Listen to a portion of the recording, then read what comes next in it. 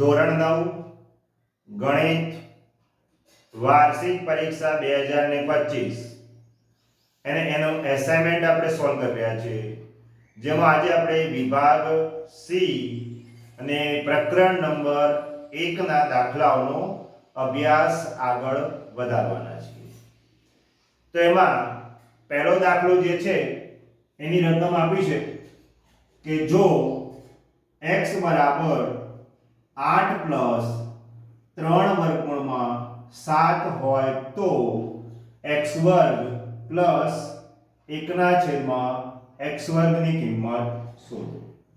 તો આ પ્રકારનો દાખલો આપણી ટેક્સ્ટબુક ની અંદર તો એક પણ આપેલો નથી. તો આનું સોલ્યુશન કરતી વખતે બે પ્રકારના કોન્સેપ્ટ એટલે કે એમાં બહુપદીની અંદર જે નિત્યસમો આવે છે એનો ઉપયોગ આમાં કરવો પડશે અને આપણે પ્રકરણ 1 ના દાખલાનું સોલ્યુશન કરવું પડશે. તો ચાલો શરૂઆત કરીએ. સૌથી પહેલા આપણે x નું મૂલ્ય જે છે તો અહીંયા કીધું છે x વર્ગ. તો પહેલું જ કામ આપણે કરીશું x નો વર્ગ એની કિંમત આપણે સૌથી પહેલા શોધીશું. તો x નો વર્ગ એટલે x બરાબર કિંમત છે 8 પ્લસ 3 વર્ગમૂળમાં 7. તો એ મૂકીશું 8 પ્લસ 3 વર્ગમૂળમાં 7 આખાનો વર્ગ. તો આ x ના સ્થાને કિંમત મૂકાઈ. હવે આના માટે જે નિત્યસમ વપરાશે એ નિત્યસમ અહીંયા આપણે સાઈડ પર લખીએ છીએ a + b નો વર્ગ બરાબર a વર્ગ વત્તા 2ab વત્તા b વર્ગ. આ નિત્યસમનો ઉપયોગ થશે એટલે કે a ના સ્થાનમાં છે 8, b ના સ્થાનમાં છે 3 વર્ગમૂળમાં 7. તો હવે એ કિંમતો મૂકીએ.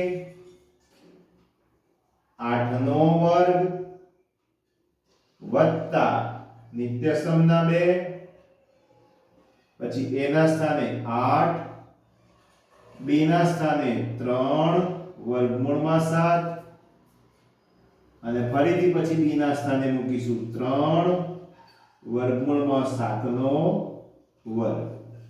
આ કિંમતો મુકાઈ ગઈ છે.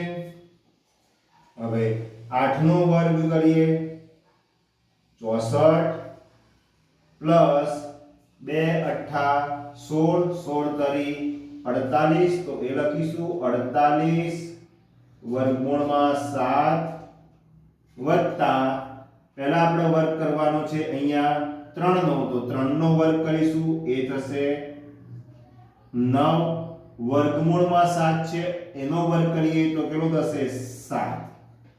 તો આ બંનેનો ગુણાકાર કરીશું એના સ્ટેપમાં 64 પ્લસ 48 વર્ગમૂળમાં 7 અને 9 સત્તા 63 માં 63 અને 64 એ કેવા છે સજાતીય પદો.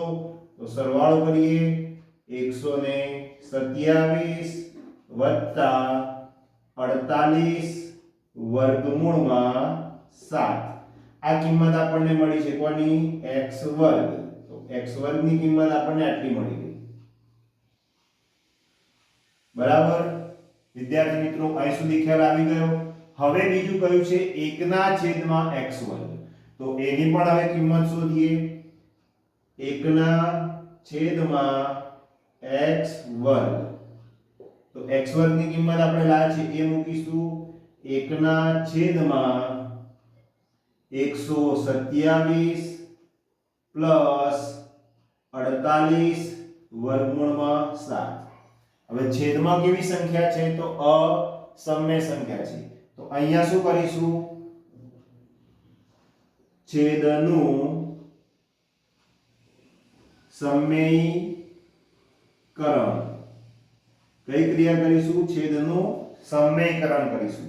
તો છેદનું સમયકરણ આપણે કેવી રીતે કરીશું? તો છેદમાં જે નંબર છે એનો એ જ રહેશે, માત્ર ચિહ્ન બદલાશે. 127 પ્લસ 48 વર્ગમૂળમાં 7 એનો સમયકરણ કરવા માટે જે અહીંયા પ્લસની સાઇન છે એ અહીંયા થઈ જશે માઈનસની સાઈન 127 માઈનસ 48 વર્ગમૂળમાં 7 જે નંબર નીચે ગુણાશે એ જ અંશમાં ગુણાય આ છેદના સમીકરણ માટેનો નિયમ છે 127 ઓછા 48 વર્ગમૂળમાં 7 હવે નીચે કયો નિત્યસમ આવશે તો એ નિત્યસમ છે એકવાર વત્તા એકવાર ઓછા એટલે કે નિત્યસમ અહીંયા લખીએ a plus b અને a minus b હોય તો આપણે a નો વર્ગ ઓછા b નો વર્ગ આ નિત્યસમનો આપણે શું કરવાના છે ઉપયોગ કરવાના છે અંશમાં ગુણાકાર એક સાથે કરીશું તો a નો એ જ પદ મળશે 127 ઓછા 48 વર્ગમૂળમાં 7 છેદમાં 127 નો વર્ગ ઓછા 48 વર્ગમૂળમાં 7 નો વર્ગ તો આગળનું સ્ટેપ અહીંયા આગળ વધારીએ છીએ ઉપરનું પદ એઝ ઇટ ઇઝ 127 ઓછા 48 વર્ગમૂળમાં 7 છેદની અંદર પહેલા 127 છે તો 127 નો વર્ગ કરીશું જે વર્ગ આપણને મળશે 16129 ત્યાર પછી 48 નો વર્ગ કરીશું તો 48 નો વર્ગ કેટલો થાય કમેન્ટ બોક્સ ની અંદર જરૂરથી જણાવો કે 48 નો વર્ગ કરીએ તો 2304 અને વર્ગમૂળમાં આપણી પાસે છે 7 તો એનો વર્ગ થાય 7 48 અને 7 એટલે કે અહીંયા આપણે સમજવા માટે લખીએ તો આનો વર્ગ થાય 2304 અને વર્ગમૂળમાં 7 નો કેટલો થાય 7 આ બંનેનો ગુણાકાર કરીએ જે આપણને મળશે 16128 તો બાદબાકી થશે એટલે છેદમાં આપણને મળશે 1 તો લખીશું 127 ઓછા 48 વર્ગમૂળમાં 7 છેદમાં આપણે 1 ન લખીએ તો પણ હવે ચાલે તો આ આપણને કિંમત કોની મળી 1 ના છેદમાં x વર્ગની આપણને કિંમત મળી ગઈ છે તો આ બે કિંમતો આપણે આવી રીતે શોધી શકીએ છીએ હવે બે કિંમતો મળી ગયા પછી જે શોધવાનું કહ્યું છે એ લખીશું એટલે કે x વર્ગ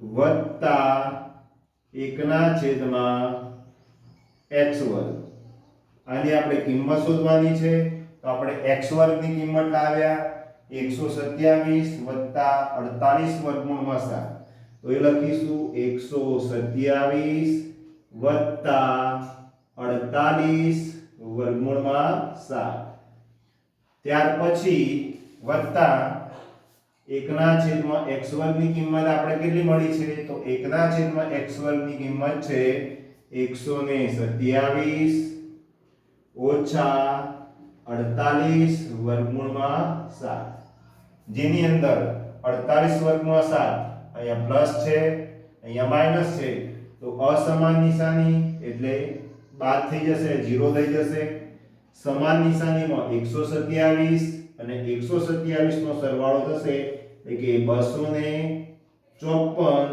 આ થઈ ગયો છે આપણો ફાઇનલ આન્સર કે જેની અંદર આપણને શોધવાનું કહ્યું છે 1 ના છેદમાં x વર્ગ વત્તા 1 ના છેદમાં x વર્ગની કિંમત તો આ રીતે આપણે આ દાખલો નંબર 1 જે છે કે જો x બરાબર 8 પ્લસ 3 વર્ગમૂળમાં 7 હોય તો x વર્ગ પ્લસ 1 ના છેદમાં x વર્ગની કિંમત શોધો તો આ રીતે આપણે આ દાખલાનો અભ્યાસ કરી અને આપણે એનું સોલ્યુશન કરી શકતા હોઈએ છીએ પહેલો દાખલો આપણે ખૂબ સારી રીતે સોલ્યુશન કર્યું હવે દાખલા નંબર 2 જેની રકમ આપી છે 4 પ્લસ 3 વર્ગમૂળમાં 5 છેદમાં 4 માઈનસ 3 વર્ગમૂળમાં 5 બરાબર a પ્લસ b વર્ગમૂળમાં 5 હોય તો a અને b શોધો તો આ રકમની અંદર પણ આપણે સૌથી પહેલી અંદર જે ડાબી બાજુ આપણને આપ્યું છે એ ડાબી બાજુમાં આપણે શરૂઆત કરીશું અને લખીશું ડાબા બરાબર 4 પ્લસ 3 વર્ગમૂળમાં 5 છેદમાં 4 માઈનસ 3 વર્ગમૂળમાં 5. આ જે સંખ્યા છે એને આપણે છેદનું સમીકરણ કરીશું. તો શરૂઆત કરીએ. છેદના સમીકરણ માટે 4 માઈનસ 3 વર્ગમૂળમાં 5 એનું સમીકરણ એની વિરોધી સંખ્યા એટલે કે 4 પ્લસ 3 વર્ગમૂળમાં 5 આ તેનો સમયકારક અવયવ. અહીંયા માઈનસ છે તો વિરુદ્ધ નિશાની બદલી દો, પ્લસ કરો એટલે છેદનું સમીકરણ કરવા માટેનો સમયકારક અવયવ થઈ ગયો. અંશની અંદર જે પદ છે તે લખીશું 4 પ્લસ 3 વર્ગમૂળમાં 5 અને છેદમાં જે વડે ગુણાયું છે અંશમાં પણ એ જ ગુણાશે એટલે 4 પ્લસ 3 વર્ગમૂળમાં 5. તો ઉપર એક સરખા બે કૌંસ થયા છે, નીચે અસમાન નિશાની છે. તો બંને માટેના જે નિત્યસમો છે એ નિત્યસમો આપણને ખાસ ખબર હોવી જોઈએ. આના માટે આવશે a + b હોલ સ્ક્વેર, જે આપણે હમણાં નિત્યસમ જોયો છે એ જ. તો એમાં a ના સ્થાને 4 છે તો 4 નો વર્ગ વત્તા સૂત્રના 2, a ના સ્થાને 4, b ના સ્થાને 3 વર્ગમૂળમાં 5 અને b નો વર્ગ એટલે b ના સ્થાને 3 વર્ગમૂળમાં 5 નો વર્ગ. છેદની અંદર પણ નિત્યસમ આવશે. પૂર્ણ વર્ગ બહુપદીઓનો તફાવત એકવાર પ્લસ એકવાર માઈનસ છે તો પહેલા પદનો વર્ગ એટલે કે 4 નો વર્ગ ઓછા 3 વર્ગમૂળમાં 5 નો વર્ગ. હવે આપણે વર્ગ કરીએ તો 4 નો વર્ગ થશે 16. અહીંયા ગુણાકાર કરીશું 2 ચોક 8, 8 કરી 24 વર્ગમૂળમાં 5. અહીંયા વર્ગ કરતા વિદ્યાર્થી મિત્રો સૌથી ખાસ યાદ રાખવાનું કે સૌથી પહેલા 3 નો વર્ગ કરીશું તો 3 નો વર્ગ કેટલો થશે 9. આ યાદ રાખવાનું મગજમાં. અને ત્યાર પછી વર્ગમૂળમાં 5 નો વર્ગ કરીએ તો કેટલો મળે 5. તો 9 અને 5 નો પછી ગુણાકાર કરીએ તો 9 પંચા 45 આ તમારો વર્ગ થઈ ગયો. છેદની અંદર પણ એ જ ક્રિયા કરવાની છે. 4 નો વર્ગ કરીએ 16 અને હમણાં જ આનો વર્ગ કર્યો ફરી પણ સમજી લો. પહેલા 3 નો વર્ગ કરવાનો તો કેટલો થશે 9 થશે. વર્ગમૂળમાં 5 નો વર્ગ કરીએ તો 5 અને 5 નવા 45 તો આ થઈ ગયો વર્ગ. ત્યાર પછી સરખી નિશાનીઓ જે હોય તો 16 અને 45 નો સરવાળો થશે એટલે મળશે આપણને 61 પ્લસ 24 વર્ગમૂળમાં 5. છેદની અંદર અસમાન નિશાની છે, બાદબાકી થશે એટલે 45 માંથી 16 બાદ થશે. મોટું પદ માઈનસ છે એટલે માઈનસ ની સાઇન આવશે તો -29. હવે આપણે અંશમાં જે બે પદો છે બંને પદોને આપણે જે છેદ છે એ શું કરી લઈશું વહેંચી દઈશું. તો આ પ્રમાણે આપણને મળશે 16 છેદની અંદર -16 નથી 61 છે 61 છેદમાં -29 પ્લસ ઓર માઈનસ તો એમાં પ્લસ 24 વર્ગમૂળમાં 5 છેદમાં છે -29. તો આ રીતે આપણે બંને પદોને જે છેદમાં -29 છે એ બંનેને વહેંચી લીધા છે. આટલા સુધી કામ થયું. હવે જમણી બાજુ જે આપણને આપી છે એ અહીંયા લખીશું બરાબર a + b વર્ગમૂળમાં 5. તો હવે આ ડાબી બાજુના જવાબ અને જમણી બાજુના જવાબમાં આપણને ઘણી બધી સામ્યતા લાગી રહી છે.